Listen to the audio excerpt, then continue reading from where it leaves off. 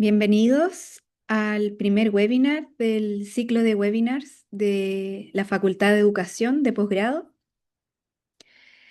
Este webinar se titula Repensar la gramática, estrategias para enseñar más allá de la regla. Y quien les habla es la expositora Evelyn Hugo. Soy parte del Magíster en Didáctica de la Lectura y la Escritura y venimos a compartir con ustedes el trabajo en torno a la gramática. Agradecemos su asistencia y espero que sea un tiempo provechoso. Voy a compartir mi pantalla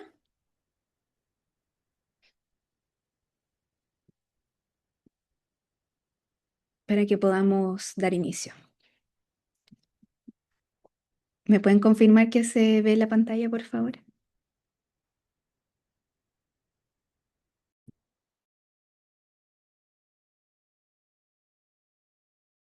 Muchas gracias. Les cuento que también pueden hacer sus intervenciones por el chat. Excelente, gracias por la confirmación. Y esto va a durar 1 hora, entonces vamos a tener tiempo para poder profundizar y conversar también.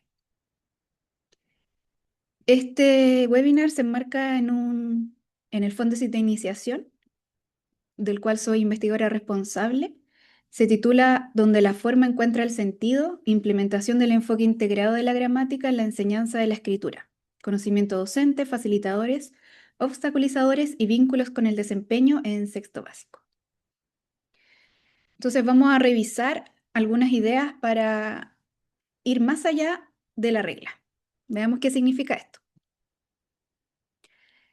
A partir de una investigación de las académicas Elvira Geldres y Carmen Sotomayor, que se denomina Creencias docentes sobre la enseñanza de la gramática ligada a la escritura, podemos saber que muchos docentes, como se ve aquí reflejado, tienen ciertas creencias sobre la gramática.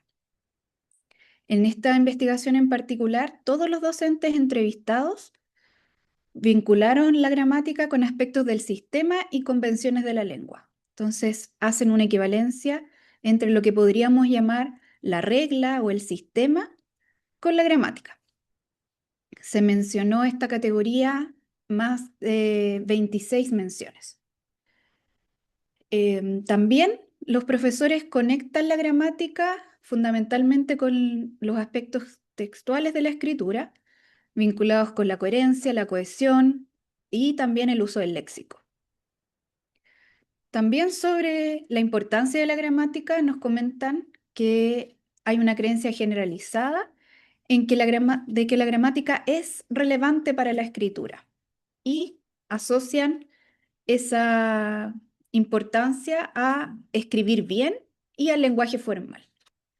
Entonces, lo que podemos observar acá, a partir de este estudio y que también en las observaciones más informales aparece, es una fuerte relación entre gramática y norma. Aquí hay unos extractos de esta investigación donde se refleja este tipo de creencias. Por ejemplo, una docente dice, yo entiendo que cuando dicen enseñanza de la gramática es como el arte de escribir, que los chiquillos aprendan a escribir bien en todas sus líneas, porque a lo mejor el niño puede escribir bien, tener bonitos sentimientos, hacer un bonito poema, pero está todo mal escrito o está mal redactado. Entonces, que los chiquillos tengan el conjunto para que puedan expresar lo escrito y de buena forma. Por enseñanza de la gramática, para mí es escribir correctamente, no solamente en cuanto a las letras, sino que estructura de la escritura. Entonces, de manera frecuente hay una asociación entre lo correcto, la buena escritura, la forma y la gramática. Y esto no es algo nuevo. Podemos observar que hay distintas maneras o enfoques de enseñar gramática, en lo que hemos denominado enfoques gramaticales. Y por lo menos podemos determinar 3 distintos enfoques. Uno que hemos llamado el enfoque más normativo, el enfoque descriptivo en segundo lugar y un enfoque integrado, funcional, comunicativo, va recibiendo distintos nombres. Entonces, si nos detenemos en el enfoque normativo, se concibe la gramática como un conjunto de reglas asociadas a la corrección. La prioridad de este tipo de enfoque son las normas y fundamentalmente hay metodologías asociadas a la memorización. Y aquí probablemente muchos de nosotros nos vamos a ver reflejados con aprendizajes que han quedado muy instalados en nosotros, por ejemplo, una lista de preposiciones, ¿verdad? Está con una canción o un ritmo determinado, ante, bajo, cabe, de, desde, etcétera, ¿cierto? O memorizarnos tiempos verbales. El objetivo de este tipo de enseñanza generalmente se reduce a aprender y aplicar las reglas, ya sea en la escritura o en otro tipo de manifestación. También tenemos un enfoque que hemos denominado descriptivo, y en este enfoque se concibe la gramática como un sistema fundamentalmente de análisis y de descripción de la lengua. La prioridad son las formas lingüísticas y es probablemente lo que muchos estudiamos en nuestras especializaciones, ya sea como docentes o especialistas en lingüística, como morfología y sintaxis, donde el foco es aprender muy bien cuáles son los componentes y estructuras de nuestro sistema lingüístico. Y ahí el objetivo de aprender gramática es poder analizar y describir muy bien este sistema. Y por último, tenemos también un enfoque que, como les comentaba, se puede denominar de distintas maneras. Yo tomé la opción de denominarlo integrado, pero también se conoce como funcional y comunicativo, donde la gramática se concibe como un recurso para construir significados. La prioridad o el foco va a estar en las formas lingüísticas, pero en cuanto a elementos que pueden ser usados en determinados contextos con el objetivo de construir significados en diferentes contextos. Entonces, si nos detenemos a analizar estos tres diferentes enfoques, vamos viendo que la forma y los objetivos de las distintas maneras de aprender gramática son bien distintas. Y el objetivo de este webinar es poder profundizar precisamente en el enfoque integrado, de poder pasar de un foco en la norma hasta llegar a elementos que nos permitan centrarnos en la construcción de significados usando la lengua con esos propósitos. Y que va a requerir también un conocimiento, por supuesto, de las normas y de los componentes lingüísticos. Entonces vamos a hacer un tránsito desde lo que es solo las normas hacia este último enfoque integrado. Están preguntando, claro, si se va a enviar el PPT, efectivamente lo podemos enviar a través del formulario de inscripción. Vamos a responder a, a esas personas que se inscribieron. Ahí se los podemos enviar.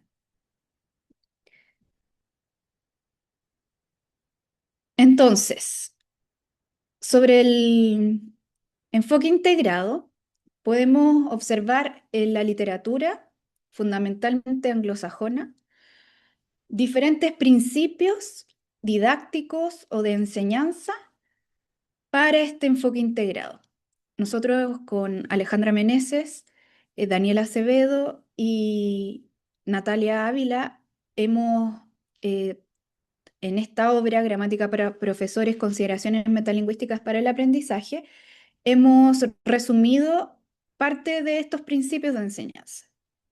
Lo que yo voy a hacer a continuación es mostrarles esos principios con ejemplos de cómo llevarlos a la práctica.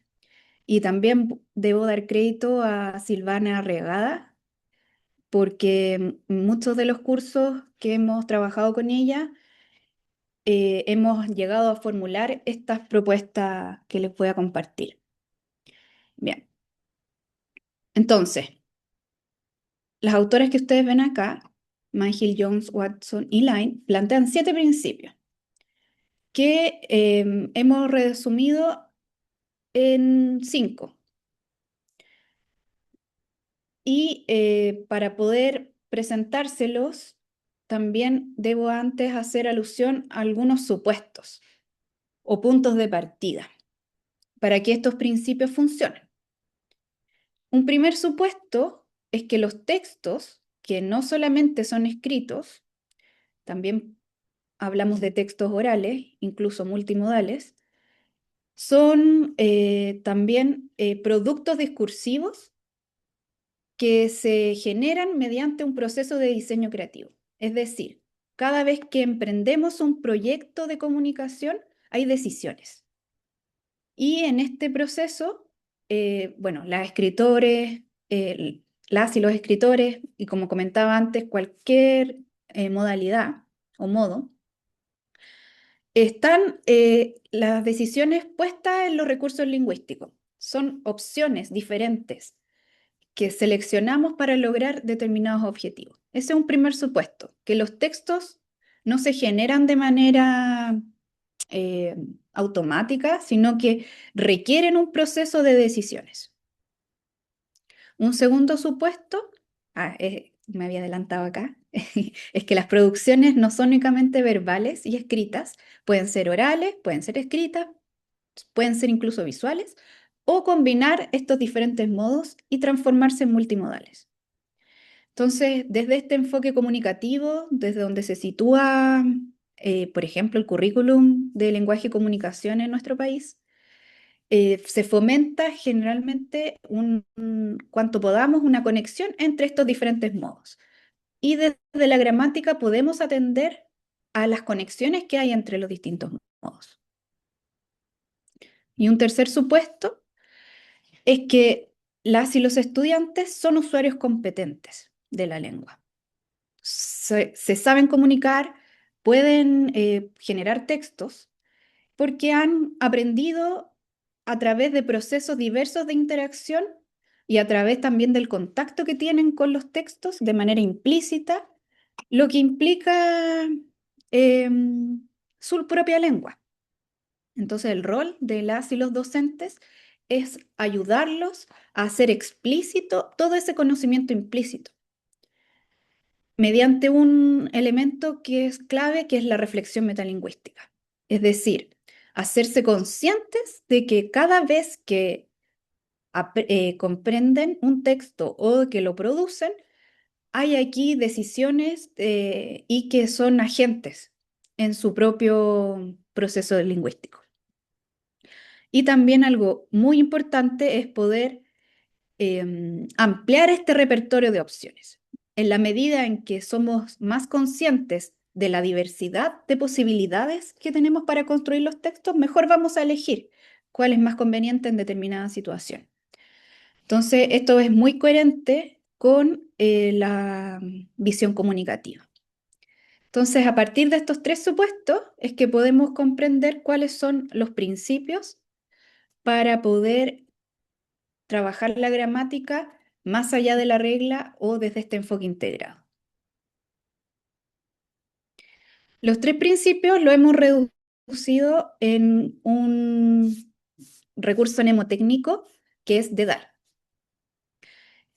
La letra inicial obedece a lo clave de cada principio. Decisiones, explicaciones, discusión, autenticidad y lazos. ¿Y por qué un dedal? Porque como yo puse ahí en una de las diapositivas, los textos son tejidos. Entonces la gramática nos puede ayudar al modo que hace un dedal en ese tejido o construcción, en este hilado, a ir de mejor manera construyendo este tejido. ¿Ya? Entonces es también una forma de apoyar mnemotécnicamente a estos principios. Entonces vamos a partir con el primer principio que tiene que ver con las decisiones. Y para eso les voy a mostrar algunos extractos de este libro, es un libro álbum de Oliver Jeffers, El corazón en la botella y la botella. En específico, elegí estas imágenes donde se ve a una niña con una figura, un adulto mayor, no sabemos quién es, pero que tiene una relación bien especial con la niña. Y dice acá, perdón, que me está tapando el zoom, no veo el texto específico. Tenía la cabeza llena de curiosidad por todas las maravillas del mundo. Entonces les quiero invitar a mirar esta imagen, donde está este sillón, ¿verdad? Está esta figura masculina que tiene un libro en la mano, ¿verdad? Y aparece esta serie de imágenes y la niña aquí al lado. Y el contraste con esta otra parte de la historia, donde esta niña que estaba llena de curiosidad, en un momento encuentra el sillón vacío. Entonces, así verbalmente nos muestran en este relato la imagen, hasta el día en que encontró un sillón vacío y no está, ¿verdad? Esta figura masculina. La pregunta que nos podemos hacer desde este principio es, en esta parte clave del relato que va a configurar una transformación, desde lo que la niña hacía hasta lo que va a hacer posteriormente. En esta parte clave dice, hasta el día en que encontró un sillón vacío. Entonces podríamos preguntarle a los estudiantes, este extracto, un sillón vacío, ¿cómo interpretan ese fragmento? Quizás alguien que conoce la historia puede ayudarnos a través del chat para hacerlo más interactivo. A ver si hay alguien que se atreva.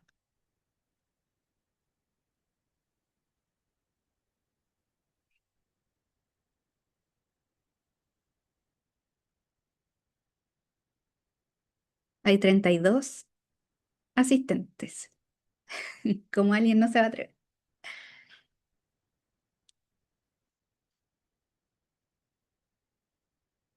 También les puedo apoyar con otra pregunta. ¿A qué se referirá este segmento un sillón vacío? ¿Con qué otras opciones podríamos referirnos a este mismo significado? ¿Qué creen ustedes?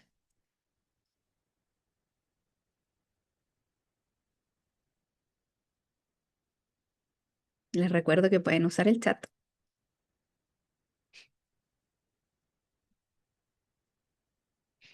Evelyn Matus dice, encontró un espacio. ¿Ya? Ausencia, dice Claudia Chamorro. Alguien ya no está, se fue, falleció. Mario Díaz dice ausencia. ¿Verdad? Entonces tenemos aquí un significado de ausencia que incluso podríamos llegar a interpretar como que alguien se fue, falleció, ¿verdad? Esas son otras opciones que nos permiten referirnos a ese mismo significado. Pero la elección de un sillón vacío, ¿qué efectos tiene esta elección por sobre las otras opciones? Por ejemplo, imaginémonos que es hasta que, supongamos que era el abuelo, hasta que su abuelo murió. ¿Qué cambia entre decir un sillón vacío hasta el día en que encontró un sillón vacío versus hasta el día que su abuelo falleció? ¿Qué cambia? Esa elección por sobre las otras opciones. A mí me gustan las clases interactivas. Invitar a alguien a interpretar, pero ¿es un sillón o el sillón? Es el sillón. Si lo vemos, visualmente es el sillón, el mismo sillón, ¿verdad? De la primera imagen. Ya no estaba el sillón, el mismo, pero ya no estaba. Que no tenía nadie más que le pudiera responder a todas sus dudas. Claro, puede referirse hay un giro de la historia, cambio de la situación. Exacto. No tiene el mismo efecto decir hasta que el abuelo falleció, hasta el día en que encontró un sillón vacío, porque la carga de interpretación es mucho más alta, ¿cierto? Y aquí pudimos observar diferentes interpretaciones. Tiene que ver también con algo más literario, como puede ser este libro. Ese es el tipo de reflexiones que podemos realizar desde este principio. Lo que más queremos resaltar es que el lenguaje nos permite o lo podemos entender como recursos que son opciones para construir significados. Es un conjunto de posibilidades disponibles para quien quiere emprender un proyecto comunicativo y con la agencia lingüística se pueden elegir para lograr distintos efectos. Entonces, algo muy clave es hacer visibles las elecciones y hacer notar que no da lo mismo si decimos hasta que el abuelo falleció versus hasta que encontró un sillón vacío. Y sobre todo, detenernos en cuáles son los efectos que tienen estas determinadas elecciones. Ese sería el primer principio. Un segundo principio de este enfoque tiene que ver con las explicaciones. Entonces, nuevamente a partir de un ejemplo, y en este caso seleccioné un texto que no es literario, justamente con el objetivo de mostrar que en el ámbito de la gramática podemos trabajar con distintos géneros o tipos de textos. En este caso es un afiche que está promocionando un paseo que se señala aquí como campestre para los adultos mayores. Quiero que se fijen ahora en la palabra destacada, que es campestre. ¿A qué categoría gramatical corresponde esta palabra? Y aquí nuevamente les pido que den su respuesta a partir del chat.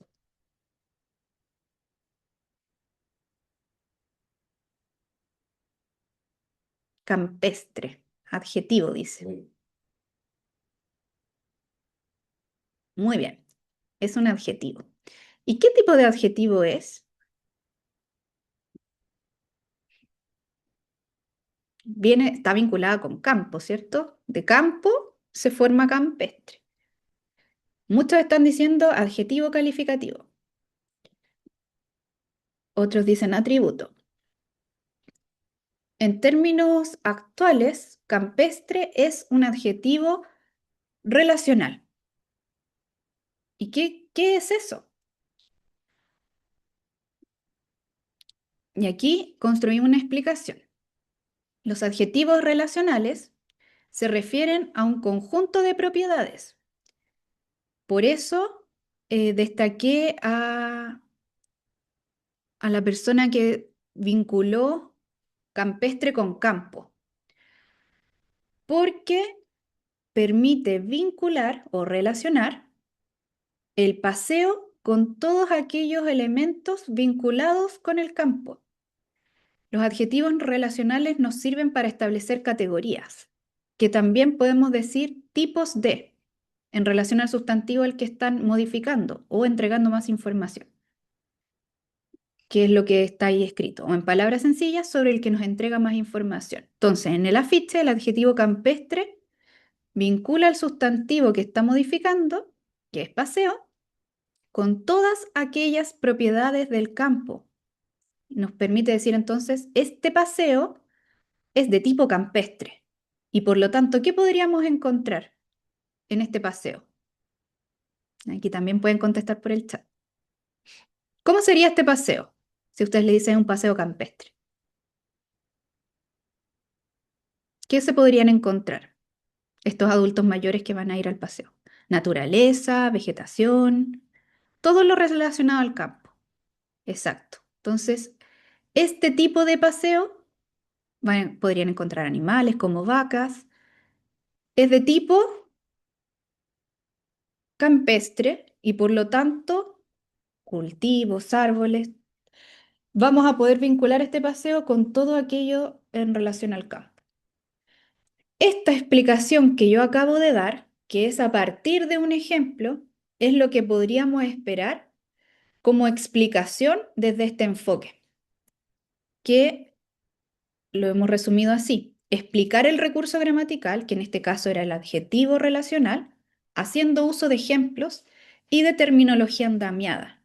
Eso quiere decir usar la terminología, los conceptos disciplinares, pero utilizando estrategias como reformuladores y el lenguaje más cotidiano.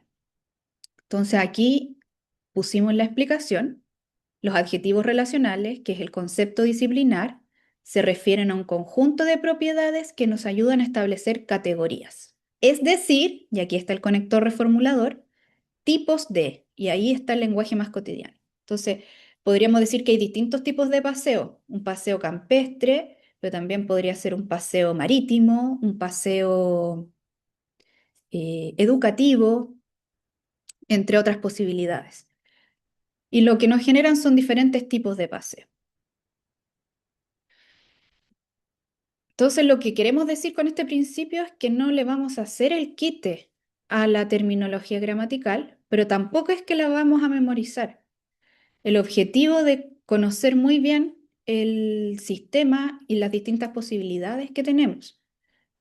Y este también nos permite a los docentes saber seleccionar, porque, por ejemplo, en el caso de los adjetivos, muchas veces se piensa que los adjetivos lo que más hacen es entregar mm, valoraciones, ¿verdad? Y ahí se nos ocurren adjetivos como grande, los colores, feo, bueno, triste, que son los adjetivos más prototípicos.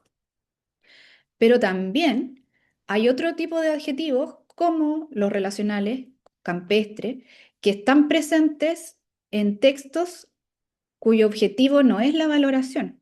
¿Y a qué me refiero con este tipo de textos? Por ejemplo, los textos de carácter más científico.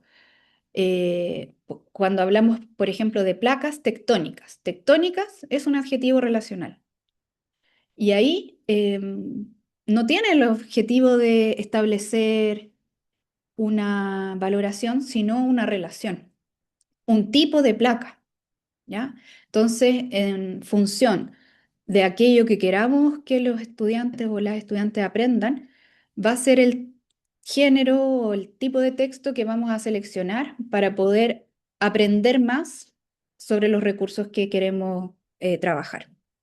¿Ya? Entonces, conocer los conceptos nos ayuda tanto a los estudiantes como a los docentes. Lo que no podría pasar es construir una definición y ya memorízala.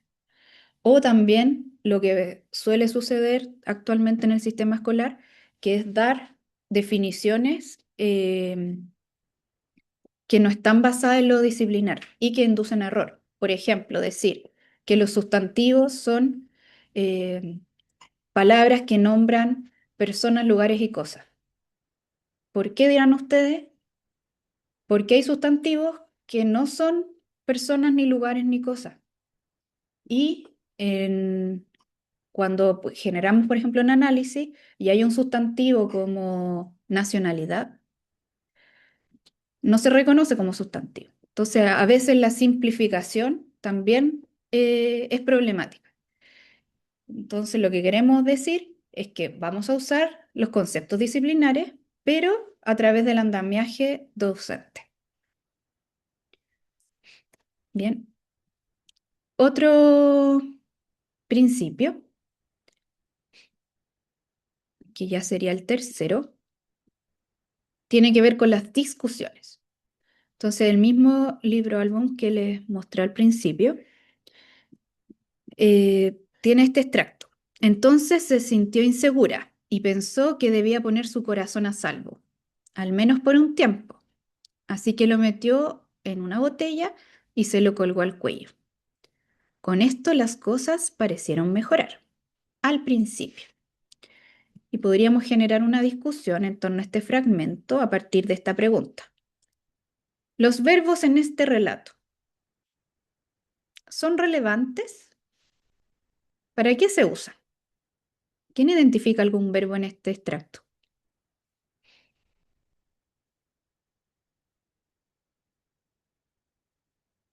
Pueden usar el chat.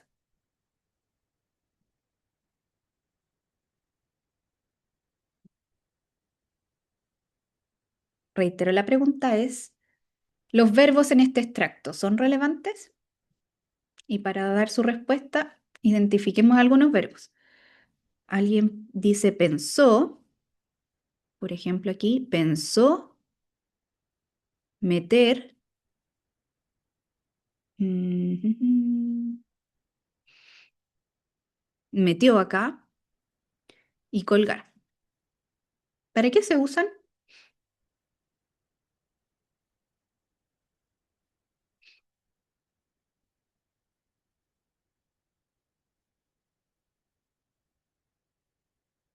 Elizabeth nos dice para indicar acciones. También refuerzan. Exacto, es una respuesta posible. Entonces, aquí está la discusión. Bueno, ¿qué verbo hay en este fragmento? Ustedes nombraron varios. Su compañero, como hay aquí algunas respuestas, nos está diciendo que los verbos son acciones. Pero yo les digo acá que estaba también en el fragmento, su corazón estaba a salvo, estaba también es un verbo. ¿Es estaba una acción? Y si no es una acción, ¿qué es? Podríamos decir que no es una acción, ¿cierto? Responde más bien a un estado, como dice Paulina. Estado, ¿cierto? Entonces, si yo les digo estaba, es un verbo. Y no creo que nadie pueda estar en desacuerdo con eso. ¿Qué hace? Exacto, eso es pasado. ¿Qué hace que estaba sea un verbo? Y ahí podríamos generar una discusión con nuestro compañero de banco para enriquecer la definición de verbo, que se corresponde con lo mismo que estábamos señalando al inicio. Exactamente. Una de las posibles respuestas que nos proporciona Paulina en el chat es complementar la noción semántica de verbo como acción con las características morfológicas. Algunos verbos son acciones, pero también tenemos verbos que son estados, entre otras posibilidades. Pero también va a ser verbo aquella palabra que tiene morfemas de persona, de tiempo, por eso alguien decía ahí están pasado, ¿verdad? Tiene modo, tiene aspecto, es un morfema que nos permite, entre otras cosas, conjugar la forma de infinitivo, por ejemplo, estar, a estaba, pero puede ser estuvo, ¿ya? Entonces los verbos en español pueden ser conjugados morfológicamente y tener, por lo tanto, una persona, un tiempo, un aspecto y un modo. Y ahí vamos a complementar entonces esa definición. ¿Y para qué se usan estos verbos en este extracto? Nos está indicando los distintos procesos que lleva a cabo el personaje con el corazón, que lo pone, lo ubica en una botella, pero también está el estado. Pensó que estaba a salvo, ¿cierto? El resultado del proceso. Entonces, este principio lo podríamos caracterizar como generar discusiones reflexivas sobre las elecciones y los efectos, pero generados a partir de preguntas que tienen el objetivo de hacer explícito ese conocimiento que es implícito. Y estas preguntas deberían facilitar el diálogo con los estudiantes y ahí ponerlos en jaque, ¿verdad? Ustedes me dijeron que los verbos son acciones, pero ¿es esta una acción? Si no es una acción, ¿qué es? Ya, entonces parece que no podemos decir que todos los verbos son acciones, pero ¿qué sí tienen todos los verbos? Y ahí surge, a partir de estos ejemplos, la posibilidad de caracterizarlos también morfológicamente, entre otras cosas. El objetivo entonces es poder hacer emerger el conocimiento, más que imponerlo, ayudarlo a profundizar y analizar la propia lengua. Un principio más tiene que ver con la autenticidad. Si se fijan, y algo que yo relevé al principio del webinar, hemos trabajado con diferentes textos. Algunos son literarios, otros son no literarios. Este principio tiene que ver con eso, con poder vincular la gramática con las producciones. Y ojalá que sean textos que circulen, que tengan un propósito más allá de la mera enseñanza. Y eso contrasta bastante con lo que era la gramática tradicional, donde podíamos encontrar a un docente que generaba una oración inventada para analizarla morfológicamente. Y ahí quedaba todo el trabajo gramatical. El objetivo de este tipo de enfoque es poder em, tener la gramática como una herramienta que nos ayuda a mejorar la interpretación de los textos, ya sean literarios o no, y también una producción mucho más consciente.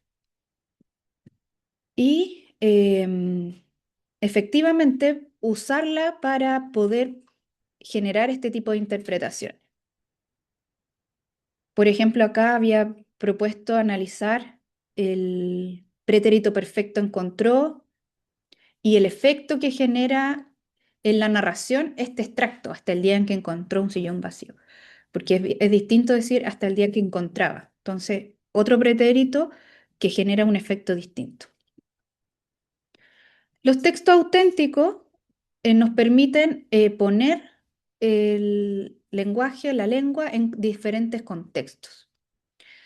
Entonces, un aspecto clave va a ser identificar textos en los que los recursos que estemos trabajando sean relevantes para lo que queremos trabajar, ya sea el género, el registro. Antes habíamos hablado de los textos más científicos, o puede ser la narración, la argumentación, y ahí hablamos de secuencias.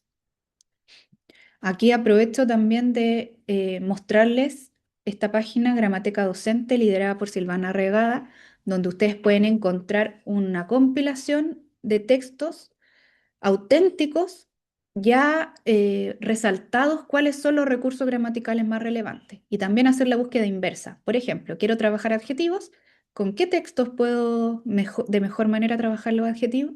Y hay una nómina, un listado de textos. Es gratuita para que la puedan visitar. Y aquí reforzar, los textos no solamente son literarios, sino que pueden ser también no literarios. Y cuando hablamos de un texto auténtico es que posee un contexto de producción y de circulación, más allá de la enseñanza. Fue escrito por alguien, no para enseñar gramática, sino para llevar a cabo un propósito comunicativo. Y a veces podemos trabajar con fragmentos.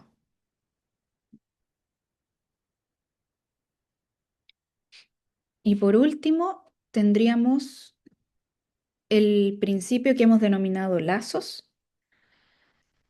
que quise ejemplificar a través de un fragmento de Historia de un oso.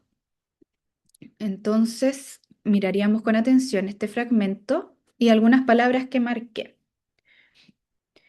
Había una vez una familia de osos que vivía muy feliz, hasta que un día el circo llegó a la ciudad. Vemos de nuevo el mismo recurso, se fijan, hasta que un día, y ahí nos marca el inicio del conflicto o la transformación en la narración. Es una de las posibles formas de marcar un cambio. Y si se fijan, había, está marcado, y vivía. Y eso contrasta como pretérito imperfecto con el pretérito perfecto que es llegó. Hasta que un día el circo llegó a la ciudad. ¿Qué pasa si en vez de llegó dice llegaba? Hasta que un día el circo llegaba a la ciudad. ¿Qué efecto tiene esa alteración que yo hice a propósito de cambiar el perfecto del primer fragmento, que es el original, por llegaba? ¿Qué sensación les produce con el segundo fragmento? Hasta que un día el circo llegaba a la ciudad.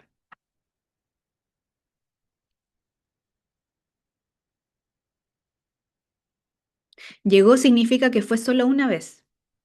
¿Ya? ¿Sí? ¿Quieren profundizar en esa misma idea? Algo continuo, el segundo fragmento. Llegaba es que fue varias veces en el pasado. Claro, todas estas ideas están apuntando a que mientras llegó tiene una marca más de puntualidad, o sea, es un hecho que sucedió una vez, versus llegaba que nos da esta idea más de continuidad. Eso es precisamente el aspecto. El aspecto perfecto llegó versus el imperfecto de llegaba. Y esa es una marca muy clara, el uso del el perfecto con esta idea de puntualidad, de un evento específico que transforma el devenir de los eventos. Claro, dice, no hay coherencia temporal, porque estamos tan acostumbrados a que esa marca lingüística del pretérito perfecto nos genera este cambio que cuando no lo vemos de esa manera, nos produce esta especie de inconsistencia o inconcordancia. Y si se ponen a pensar, la mayoría de los cuentos de hadas, por ejemplo, era una vez una niña que vivía con su mamá, la llamaban Caperucita Roja. Toda esta situación inicial de los relatos parte con el pretérito imperfecto, pero un día partió al bosque, ¿ya? Entonces ahí se genera un cambio y ya no es la habitualidad, sino que empieza los sucesos con esta transformación. Ese rasgo que es implícito en nuestro conocimiento, por eso nos suena extraño cuando lo cambiamos, lo hacemos explícito y lo vinculamos, por eso se llama lazos, con los géneros, con los efectos que tienen. Entonces, el principio lo formulé así. Ah, había puesto, ¿qué les parece este cambio? Queda extraño, ¿verdad? Claro, y ustedes me decían que parecía que era inconcordante. En el primer caso se usa el pretérito imperfecto y luego se cambia el pretérito perfecto. Entonces, ¿qué efecto produce la alternancia de pretérito en la narración? Lo que hemos conversado. Entonces podemos decir que la alternancia de pretéritos, desde el imperfecto, que es el que tradicionalmente se usa al inicio de los relatos, versus el momento en que se empieza a utilizar el perfecto, nos sirve para explicitar el cambio de fase en las secuencias narrativas, desde una situación inicial hasta la transformación. El uso de pretérito perfecto da la idea de un telón de fondo imperfecto, de una situación inicial que es eh, cotidiana, que es frecuente, que son varios elementos que están ahí durando, versus el pretérito perfecto que nos otorga un dinamismo, nos hace avanzar, porque son más puntuales. Y por lo tanto, ahí estaríamos vinculando explícitamente el recurso gramatical, en este caso el aspecto perfecto e imperfecto, con cómo funciona en los textos, en diversos géneros o secuencias discursivas. Entonces, un aspecto que es muy clave desde este principio es ayudar a los estudiantes a identificar cuáles son los recursos, nombrarlos, decir, ah, esto es el aspecto, que es una dimensión gramatical que tienen los verbos. Y fomentar la experimentación con la lengua. ¿Y qué pasa si, por ejemplo, en una creación poética yo altero esto y utilizo un recurso como el imperfecto para algo que cotidianamente no usaríamos así? Y ahí vamos jugando, experimentando con la lengua, que es algo muy importante, e ir haciendo cambios y ver qué pasa. ¿Qué pasa si hago esto? ¿Qué pasa si hago esto otro?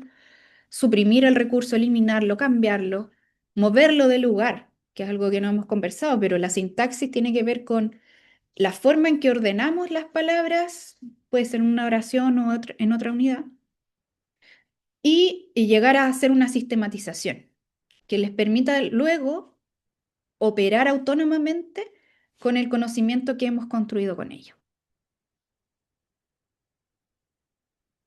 que es lo que yo hice acá, cuando les decía, el uso del pretérito imperfecto da la idea de un telón de fondo o situación estática, que es la situación inicial, versus el uso del pretérito perfecto que otorga dinamismo y avance en la acción y nos muestra la complicación.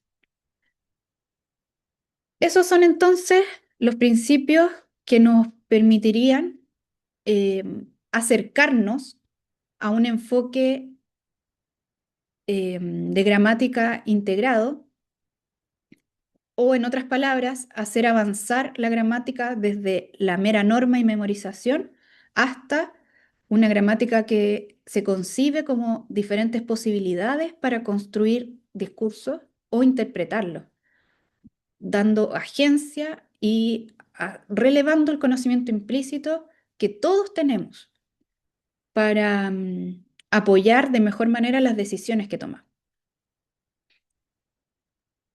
Entonces, si pudiéramos contestar estas preguntas, ¿desde qué enfoque se puede aprender y enseñar la gramática? Veíamos que había diferentes enfoques que tienen que ver con un enfoque más normativo, un enfoque descriptivo y un enfoque integrado o comunicativo o funcional. ¿Y qué características tiene una experiencia de aprendizaje que va más allá de la regla? Lo que hemos conversado, concebir la lengua como recursos de opciones, relevando las decisiones que tomamos cada vez que emprendemos un proyecto de construcción o de interpretación.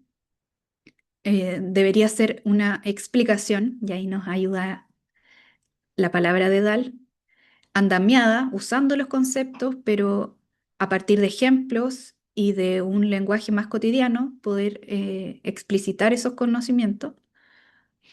Las discusiones a través de preguntas que nos remuevan los conocimientos que a veces tenemos muy fijos, pero que son incompletos, y muchas veces solamente de memoria.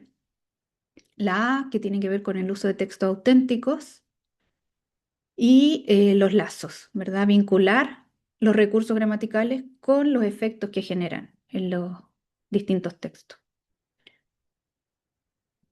Esa es entonces la presentación que tenía preparada para compartir con ustedes hoy.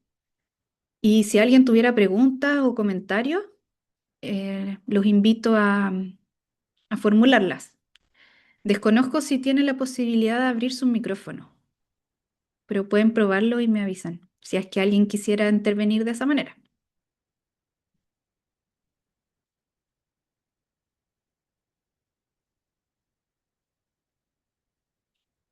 Voy a ir leyendo lo que aparece en el chat. Loreto dice, muy bien, felicitaciones por tu presentación. Asturias Fermando dice, desde el enfoque integrado, fomentando a usuarios competentes mediante una reflexión metalingüística y con una visión comunicativa. Súper buen resumen, ¿verdad? De lo que he mencionado. Excelente síntesis. Si tuvieran comentarios sobre la experiencia o si quisieran em, profundizar en algún principio.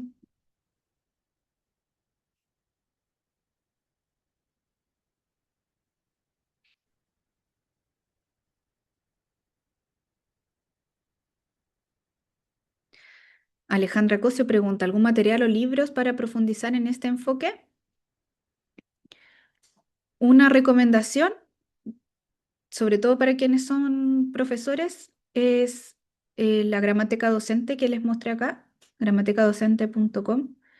Se pueden inscribir de manera gratuita y tienen varias posibilidades en distintos niveles de escolaridad, incluso universitario, de poder trabajar con este enfoque gramatical. Y también el libro que les mostré al principio, que está destinado para profesores, pero también para todo aquel que quiera profundizar en la gramática, que era Gramática para profesores, consideraciones metalingüísticas para el aprendizaje. Esas dos serían mis recomendaciones. Alejandra Cortés dice, de verdad aprendí mucho hoy, me llamó mucho la atención esa parte del verbo estaba que me hizo sentido a una característica y dejaste la pregunta si todos los verbos son acción. Excelente, un abrazo. Desde Estados Unidos, Orem, Utah. Muchas gracias, me alegro que haya sido así. Alejandra Ibarra dice, muchas gracias, de mucha ayuda. En las escuelas son muy pocos los profesores que trabajan la gramática. Claro, parte de los estudios muestran eso. A veces le tenemos miedo a la gramática porque no tenemos el conocimiento para poder atrevernos a ir más allá de lo que es la norma. Pero la invitación que les hago es a poder profundizar un poco más y darse cuenta que la gramática es más que algo que temer, algo de mucha ayuda para poder interpretar mejor y poder construir mejor los textos. También dice Nivaldo Cáceres, excelente presentación, quedo con una pregunta. ¿Se aplican recursos literarios bajo este enfoque, pensando, por ejemplo, en la frase El sillón vacío, donde pareciera subyacer una analogía? Eh, claro, yo diría que sí, porque ya sea el registro más científico, literario, la gramática va a estar ahí apoyando la interpretación. Por ejemplo, si hablamos de vacío, que es un adjetivo que está trabajando sobre el sillón, y la analogía. Nivaldo, si puedes profundizar en esa idea.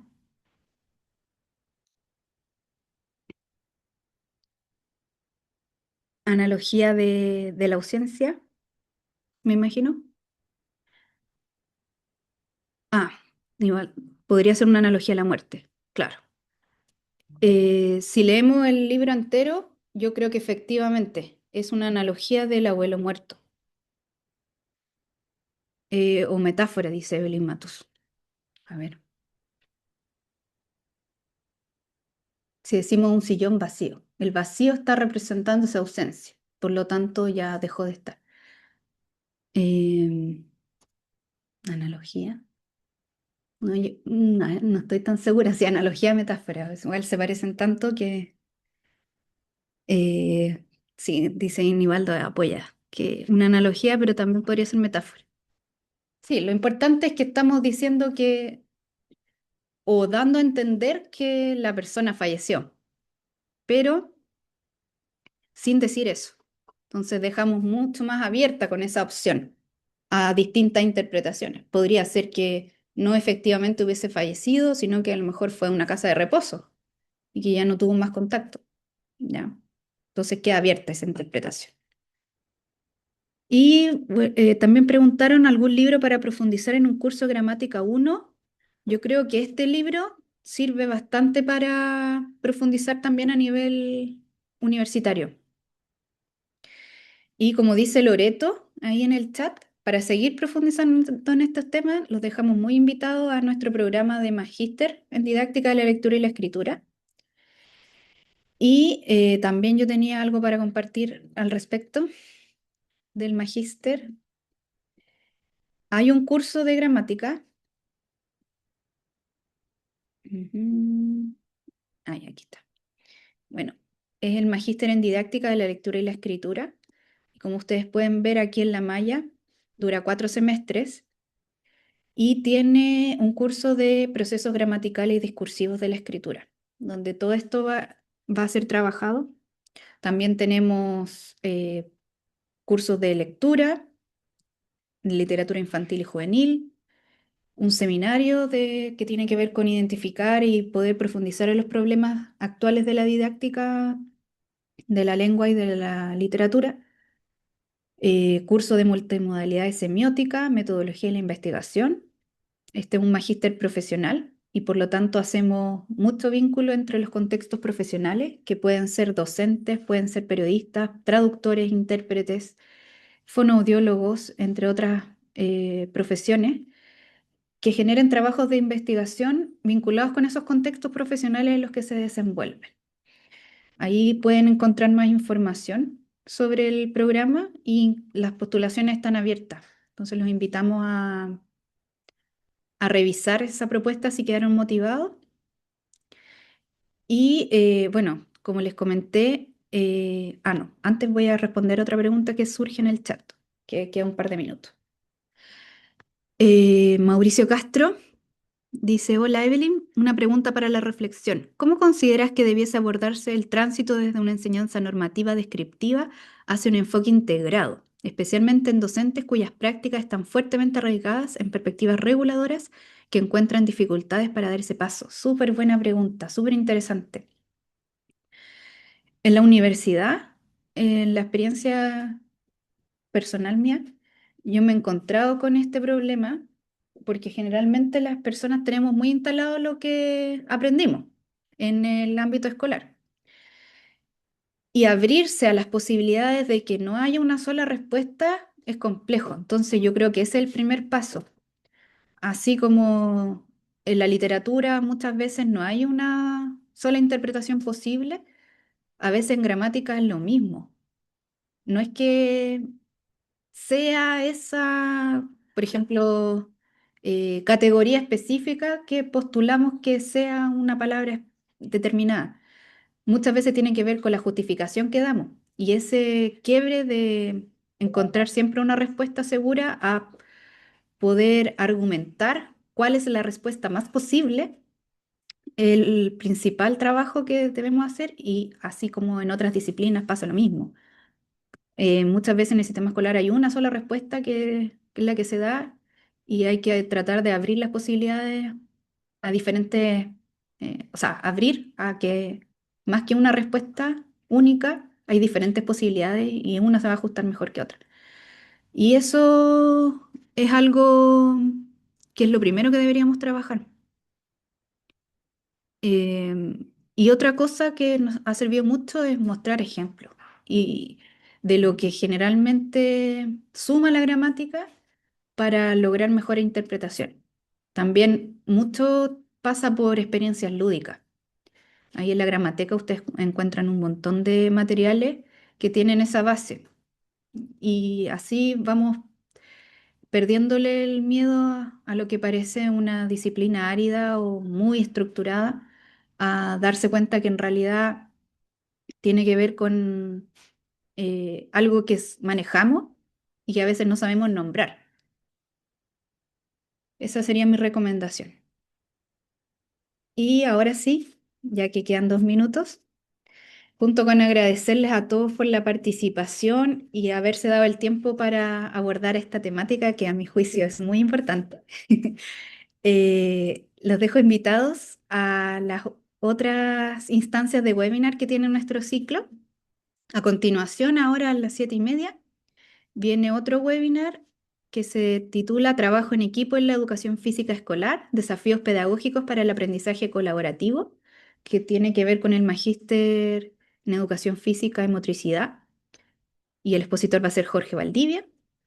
Y el día 26 de marzo tenemos otro webinar que se titula Transformando materiales académicos en materiales didácticos con inteligencia artificial o con IA, que es del magíster en Educación e Innovación y el magíster en Docencia Universitaria. Y nuestro expositor es Adrián Villegas. Entonces, los dejamos súper invitados y agradecidos de que hayan participado. Si quieren conocer más de nuestro programa o de cualquier programa de posgrado, pueden primero revisar las redes sociales de la universidad y en el caso del magíster en didáctica, la lectura y la escritura, comunicarse directamente conmigo a través del correo electrónico que voy a dejar en el chat. Si quieren también profundizar en algo que les haya quedado dando vuelta, yo voy a estar súper feliz de contestar sus eh, preguntas o comentarios y seguir conversando. Siempre que sea gramática, yo voy a estar encantada. Muchas gracias a todos y que tengan buena tarde.